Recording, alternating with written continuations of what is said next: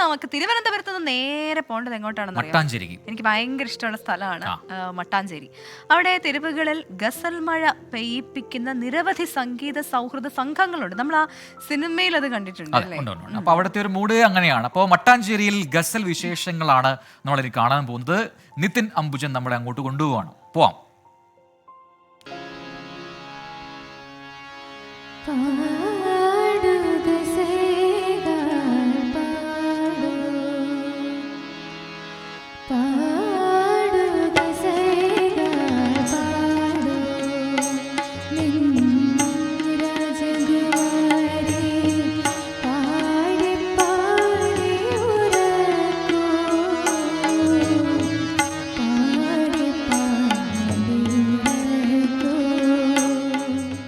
പ്രണയവും വിരഹവും മുതൽ മനസ്സിനെ കുളിരണിയിക്കുന്ന ഗസൽ മട്ടാഞ്ചേരിയിലെ രാവിനെ സംഗീത സാന്ദ്രമാക്കുകയാണ് കൊച്ചിൻ മ്യൂസിക് സോൺ ഗായക സംഘം.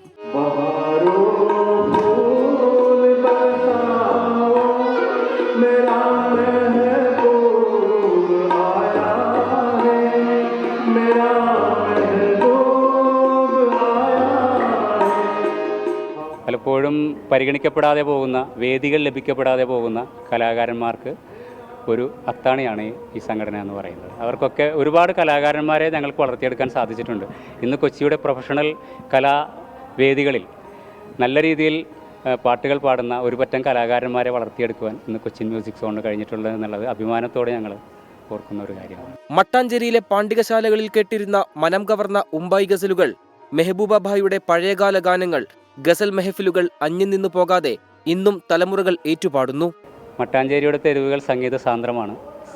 സന്ധ്യകൾ എപ്പോഴും സംഗീത സാന്ദ്രം തന്നെയാണ്. അത് കൊച്ചിയിലെ കലാകാരന്മാരുടെ ബാഹുല്യമാവാം, കലയോടുള്ള സംഗീതത്തോടുള്ള ആഭിമുഖ്യമാവാം, അതിനോടുള്ള സ്നേഹമാവാം. അതൊക്കെ കൊണ്ട് തന്നെ കൊച്ചിയുടെ തെരുവുകൾ പലപ്പോഴും അതിൻ്റെ തട്ടിൻപുറങ്ങൾ സംഗീത സാന്ദ്രമാണ് സന്ധ്യയാവുമ്പോൾ. അതിലൊന്നാണ് ഞങ്ങളുടെ ഈ സംഘടന.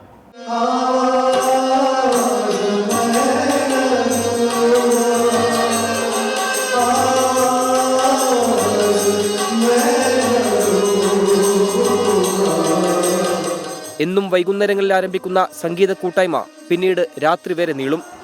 ഞങ്ങളിവിടെ ഇത് തുറന്നിട്ട് ഒരു 5 വർഷത്തിലധികമായി. ഏതാണ്ട് 50ഓളം കലാകാരന്മാർ ഈ സംഘടനയുടെ ഭാഗമായി പ്രവർത്തിക്കുന്നു. അവർക്ക് ഇവിടെ വരുവാനും പാട്ടുകൾ പാടി പ്രാക്ടീസ് ചെയ്യുവാനും ഒക്കെ ഉള്ള അവസരം ഒരുക്കുന്നു. അതോടൊപ്പം തന്നെ ആ ഒരു കൂട്ടായ്മ, ആ ഒരു സംഗീതത്തിൻ്റെ സൗഹൃദം ഒരുക്കുന്ന ആ ഒരു സന്തോഷം എല്ലാ ദിവസവും പകർന്നു നൽകുന്നതിന് ഞങ്ങളുടെ ഈ കൂട്ടായ്മയ്ക്ക് കഴിയാറുണ്ട്.